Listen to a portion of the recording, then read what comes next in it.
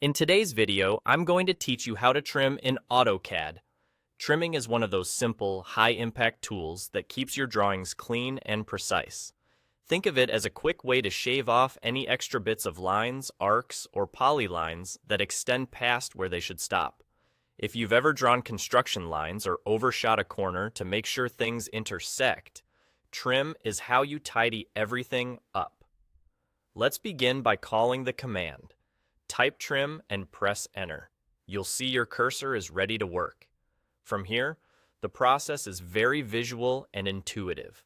Move your cursor over the parts of the geometry you don't need. As you hover, AutoCAD highlights the segment that will be removed. This preview is your friend.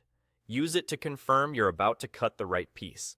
Then, simply click on the excess lines. With each click, AutoCAD trims the selected segment back to the nearest intersection, instantly cleaning up the area. Keep clicking additional excess portions until everything looks the way you want. If you remove something by accident, don't worry. You can always undo and try again. There's also a fast way to slice through multiple overhangs in one motion. Instead of clicking directly on an object, click once in an empty space to start a cutting path, then click again in another empty space to define where that path goes.